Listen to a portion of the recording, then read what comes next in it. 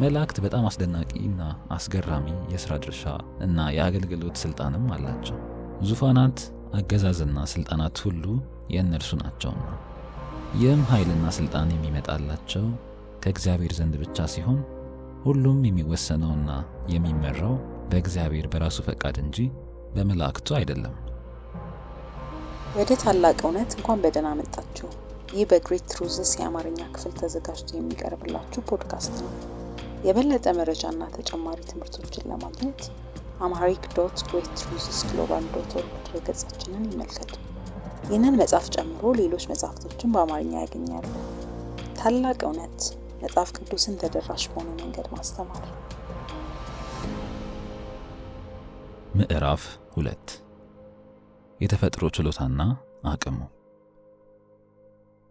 መጽሐፍ ቅዱሳዊ አገላለጾች። መልአክ የሚለው ቃል መጽሐፍ ቅዱስ በተጻፈባቸው በሁለቱ ቋንቋዎች የሚለውን ለመረዳት መሞከር ይጠቅመናል።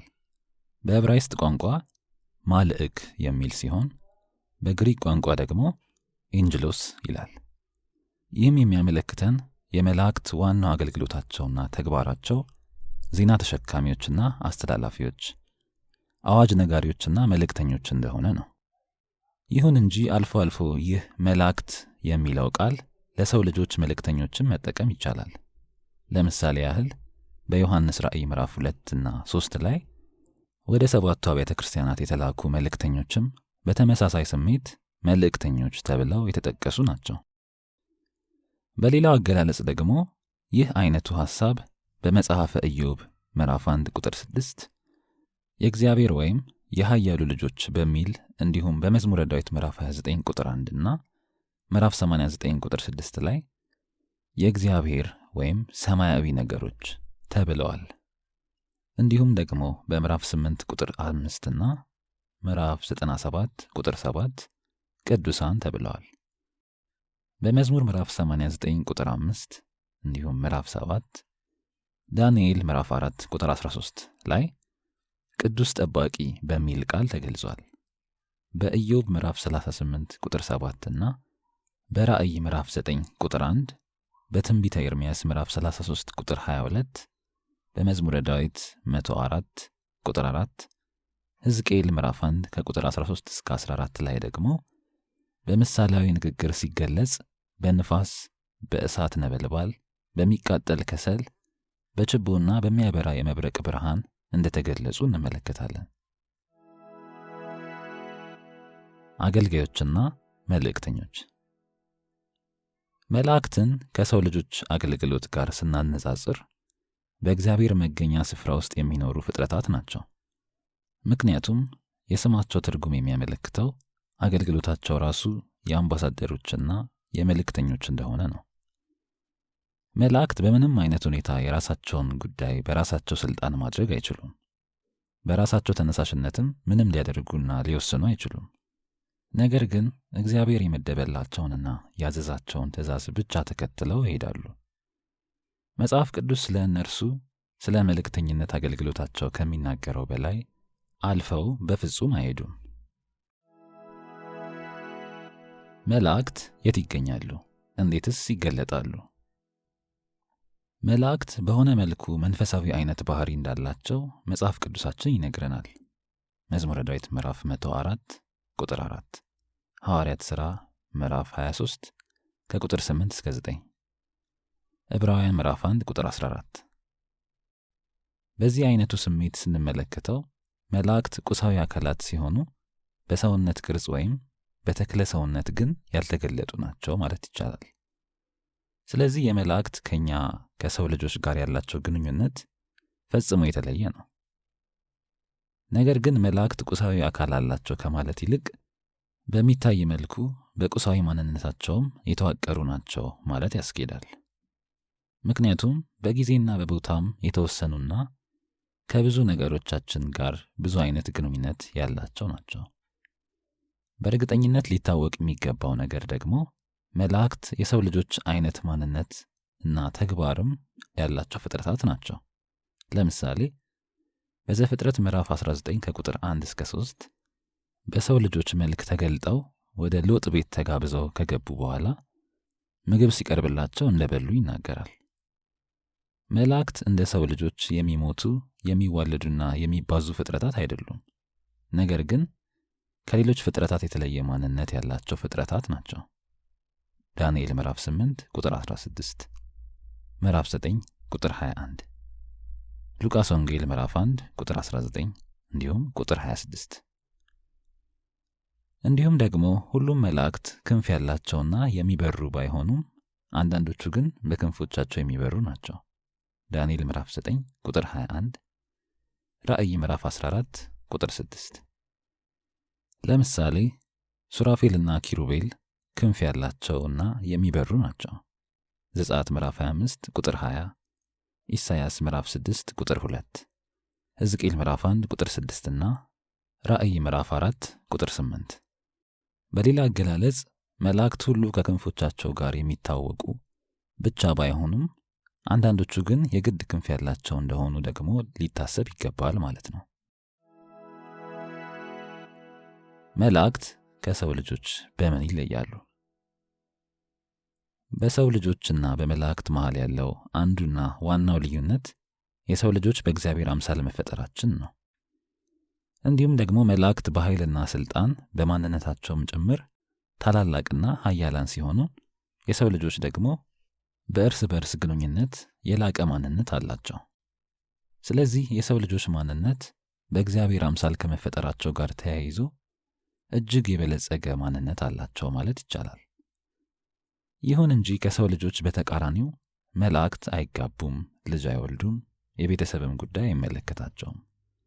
ከዚያም አልፎ የቀደሙ አያቶቻቸውንና የቅድመ አያቶቻቸውን የዘር ሐረግ ወደ ኋላ አይቆጥሩም። ከሌሎች ሁሉ የተለዩ በግል ማንነታቸው የሚታወቁና ፍጥረታት ናቸው። ምንም እንደ ሰው ልጆች የሚዋለዱና የሚባዙ ቢሆንም እንኳን መላእክት ከሰው ልጆች ጋር የሚጋሯቸው የተለያዩ ባህሪያት አሏቸው። ለምሳሌ እነርሱም እንደ ሰው ልጆች ስም አላቸው። ስለዚህ በመጽሐፍ ቅዱሳችን ውስጥ ገብርኤል፣ ሚካኤል እየተባሉ በስም ይታወቃሉ። ይህም የሚያሳየን እኛ ብናውቅም ባናውቅም ሌሎችም ብዙ መላእክት የግል ስም ሊኖራቸው እንደሚችል ነው። እንዲሁም በሉቃስ ወንጌል ምዕራፍ 1 ቁጥር 19 እንደምናነበው ገብርኤል ራሱ ስለ ራሱ በመጀመሪያ ስሙ ሲተዋወቅ ነው። መላእክት በእግዚአብሔር የፍጥረት ሥራውና በአሰራሩ ሁሉ ምን ያህል እንደሚደሰቱና እግዚአብሔርን እንደሚያመልኩትም እንመለከታለን። ኢዮብ ምዕራፍ 38 ቁጥር 7። በሉቃስ ወንጌል ምዕራፍ 12 ቁጥር 10 አንድ ኃጢአተኛ ንስሐ ገብቶ ወደ እግዚአብሔር መንገድ ሲመለስ መላእክት ምን ያህል እንደሚደሰቱና ሐሴት እንደሚያደርጉ ጌታችን ኢየሱስ ራሱ ጠቅሶ ሲናገር እንመለከታለን። በሌላም ክፍል ደግሞ መላእክትም ምን ያህል ስሜታቸውንና ጉጉታቸውን እንደሚገልጹ እንመለከታለን። አንደኛ ጴጥሮስ ምዕራፍ 1 ቁጥር 12። ይህም የሚያሳየን መላእክትም በግል ማንነታቸው የታወቁ ፍጥረታት እንደሆኑና ከእግዚአብሔርና ከሰው ልጆችም ሁሉ ጋር ግንኙነት ያላቸው ፍጥረታት እንደሆኑ ነው። ስለዚህ ይህንን ጉዳይ ስናጠቃልለው መላእክት ትክክለኛና እውነተኛ ፍጥረታት ናቸው። አንዳንዶቹ ቅዱስ ተብለው ይታወቃሉ። ማቴዎስ ወንጌል ምዕራፍ 25 ቁጥር 31፣ ማርቆስ ወንጌል ምዕራፍ 8 ቁጥር 38፣ ሉቃስ ወንጌል ምዕራፍ 1 ቁጥር 26 እና ሌሎችም መንባባት። ይሁን እንጂ አንዳንዶቹ የሚዋሹና ኃጢአትን የሚሰሩም ተብለዋል። እንዲሁም ስለ ራሳቸው ጉዳይ በእግዚአብሔር ፊት እንደሚጠየቁም ሐዋርያው ጳውሎስ በግልጽ ይናገራል። አንደኛ ቆሮንቶስ ምዕራፍ 6 ቁጥር 3።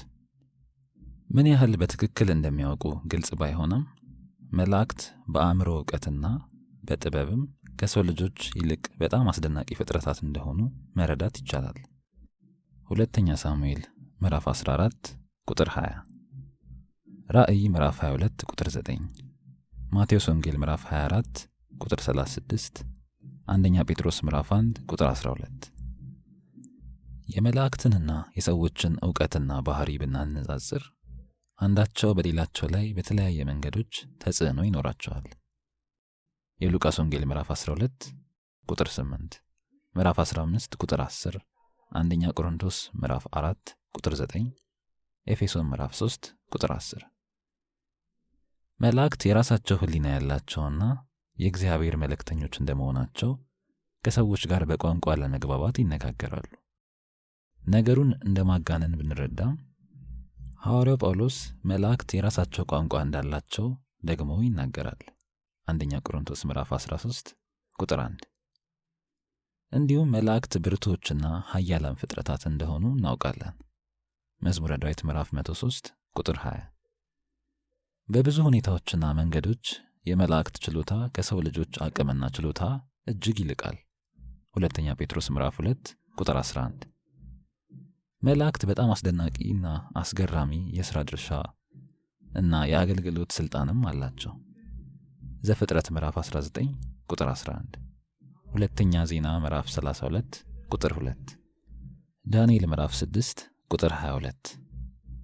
ዙፋናት፣ አገዛዝና ሥልጣናት ሁሉ የእነርሱ ናቸውና ይህም ኃይልና ሥልጣን የሚመጣላቸው ከእግዚአብሔር ዘንድ ብቻ ሲሆን ሁሉም የሚወሰነውና የሚመራው በእግዚአብሔር በራሱ ፈቃድ እንጂ በመላእክቱ አይደለም። ከዚህም የተነሳ ልክ እንደ ሰዎች ሁሉ መላእክትም መንፈሳዊ ፍጥረታት ናቸው።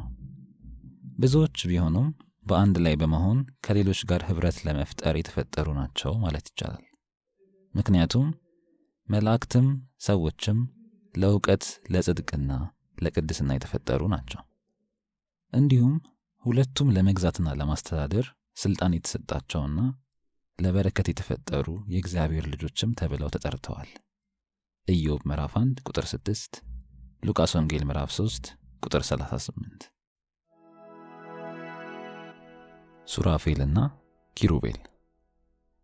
ሱራፌል የሚለው የመላእክት ስም በመጽሐፍ ቅዱስ ውስጥ አንድ ጊዜ ብቻ የተጠቀሰ ሲሆን የስሙም ትርጉም የሚያቃጥል ማለት ነው። ይህም የሚያሳየው ከሁሉ በላይ የሆነውን የእግዚአብሔር ቅድስና ነው። ኢሳይያስ ምዕራፍ 6 ቁጥር 2 እንዲሁም ቁጥር 6። ኪሩቤል የሚለው ቃል ደግሞ ብዙ ጊዜ የተጠቀሰ ሲሆን ከሱራፌልም ጋር ቀጥተኛ ግንኙነት ያለው ነው። ሁለቱም ከመንፈሳዊ ባህሪያቸውና ከልዩ ችሎታቸው የተነሳ ከሌሎች መላእክት ሁሉ የተለየ አይነት ደረጃና ባህሪ አላቸው።